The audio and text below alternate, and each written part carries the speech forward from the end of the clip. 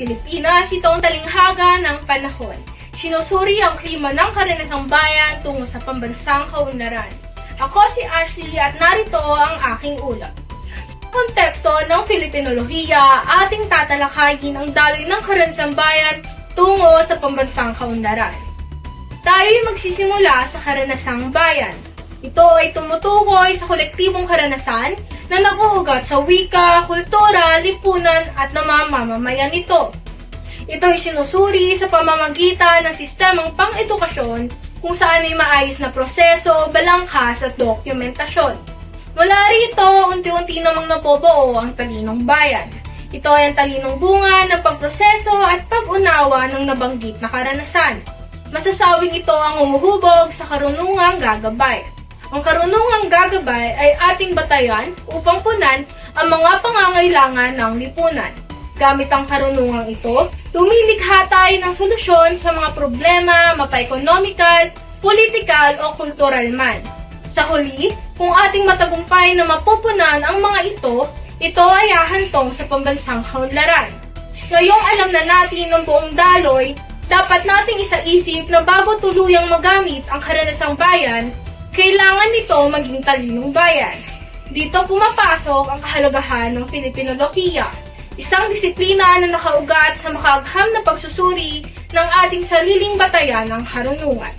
Mula kanina ay paulit-ulit nating nababanggit ang karenasang bayan at talinong bayan. Kaya naman, nandito si Kezaya para magulat ng karenasang bayan. Kamusta ka dyan, Kezaya? Magandang araw sa lahat, ako si Kija at aking ibabahagi ang isa sa pinakamalaking suliranin ng ating bansa, ang matinding trapiko. Araw-araw, milyon-milyong Pilipino ang naubusan ng oras at pagod sa biyahe. Ayon sa Japan International Cooperation Agency, tinatayang 3.5 billion pesos ang nawawala sa ekonomiya ng Pilipinas araw-araw dahil sa trapiko. At posibleng umabot pa sa 5.4 billion pesos pagsapit ng 2035 kung walang aksyon. Dagdag pa rito, ayon sa pag-aaral ng Philippine Institute for Development Studies, ang Pilipinas ay nasa huling pwesto sa ASEAN pagdating sa infrastruktura ng pampublikong transportasyon, na nagpapakita ng malaking agwat sa kalidad ng sistema ng transportasyon kumpara sa mga kalapit na bansa. Upang malutas ang trapiko, kinakailangan magbago ang urban planning na nakatuon sa tao, hindi sa sasakyan. Ang pagpapalakas ng pampublikong transportasyon at aktibong transportasyon tulad ng bike lanes at walkways ay magpapabuti sa kalusugan at mobilidad. Kasabay nito, ang desentralisasyon ay magpapalawak ng oportunidad sa mga rehiyon at makakabawas sa labis na trapiko sa Metro Manila. Kaya't isang paalala na ang tunay na pagunlad ay hindi nasusukat sa dami ng sasakyan, kundi sa gaan ng paglalakbay at ginhawa ng mga mamamayan. Ngayon, ating pakinggan si MJ para sa susunod na bahagi ng Talinong Bayan. Maraming salamat sa iyo, Kezaya. Magandang araw, bayan. Ang karanasang bayan na aking napili ay ang pagsasaulo ng mga leksyon upang makapasa sa exam. Ang talinong bayan na aking napili ay ang pag-aaral ng mga epektibong study techniques tulad ng active recall at spaced repetition upang mas maunawaan at maalala ang aralin. Bilang isang estudyante, naranasan ko na rin sa uluhin ang bawat terminolohiya sa ating mga aralin. Ngunit natuklasan ko rin ang iba't ibang study technique na pag-aaral gaya ng active recall at spaced repetition. Sa aking karanasan, parehong epektibo ang dalawang ito. Ngunit higit na nakatulong sa akin ang kombinasyon ng active recall at spaced repetition. Ano nga ba ang spaced repetition at active recall? Ang spaced repetition ay ang pag-aaral ng isang leksyon sa iba't ibang araw. Ang active recall naman ay ang paulit-ulit na pagsagot ng tanong sa flashcards. At dyan nagtatapos ang aking ulat. Para naman sa susunod at karagdagang ulat, narito si Gabriel. Gabriel, kamusta ka dyan? Magandang araw, bayan. Ako si Gabriel Binamokatkat Jr. at ito ang aking ulat. Sa ating karanasang bayan, tuwing may kalamidad gaya ng bagyo o lindol, muling napapatunayan ang matibay na ugnayan ng mga Pilipino sa halip at panghinaan ng loob. Sabay-sabay tayong kumikilos, may mga nag-aabot ng tulong, may mga naglilinis ng paligid, at may mga nag-aalay ng oras para sa kapwa. Ito ang karanasang nagsisilbing patunay na ang tunay na diwa ng Pilipino ay nasa bayanihan at malasakit.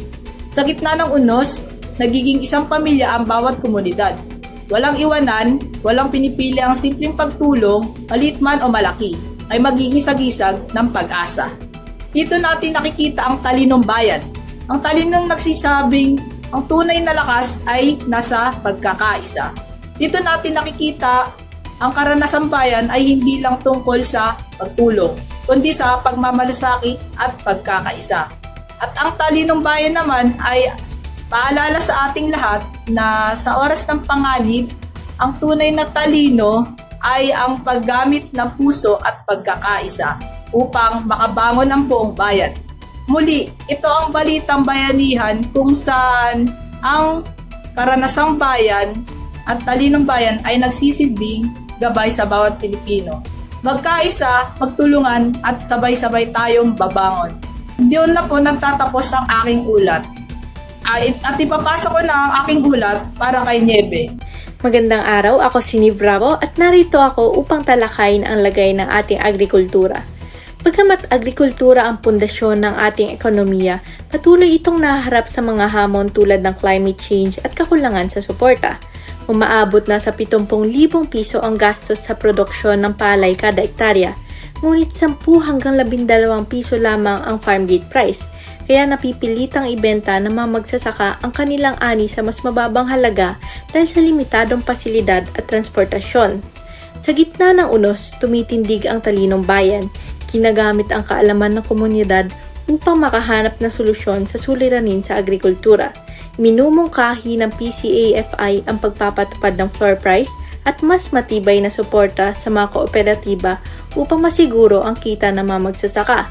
Ayon naman kay Secretary Laurel, mahalaga ang mga modernisasyon tulad ng solar irrigation, fertigation, drip irrigation at greenhouse farming upang mapataas ang ani at mapanatili ang kanilang kabuhayan sa sakahan. At diyan nagtatapos ang aking ulat tungkol sa lagay ng ating agrikultura. Ngayon, narito si Sean para sa susunod na ulat. Magandang araw bayan, ako si Sean Allen Rivera at nagbabalita sa araw na ito. Kung usapang politika naman ang pag-uusapan, hindi mawawala ang usapin ng korupsyon, kung saan kasalukuyang nasasalamin ng ating bayan sa usapin ng sunod-sunod na issue. Isa dito ay ang anomalya sa DPWH kung sa billion ang Talanggos Project dahil lang ng hindi maayos na paggamit ng pondo na ngayon nagresulta sa di maayos na implementasyon sa mga infrastruktura at mga proyekto ng DPWH. Isa lamang ito sa halimbawa ng korupsyon at hindi makatarungang pamamahala ng mga namamahala sa ating bayan. Kung kaya't marami sa mga kabataan at mga mamamayan ang tumitindig at nakikilahok gamit ang talinong bayan, may papakita natin ang kahalagahan ng pagiging mulat sa mga isyu na nasasalamin sa ating bayan. Magbibigay gabay ito sa atin upang mamalayan natin ang mga kaganapan sa ating bayan na magiging tulay upang malaman natin kung anong dapat nating ipaglaban. Maliban dito, ang pagdiin ng kaalaman ay magsisilbing daan upang pumili ng taong kredibilidad, pananagutan at kapangyarihan upang pamunuan ng ating bayan tungo sa pagunlad at pagkamit ng kaunlarang bayan. Muli, ako si Sean Allen Rivera at nagbabalita sa araw nito. At yan nagtatapos ang aming pag-uulat kung saan ang karanasan ng bayan ang nagiging daan sa kaunlaran.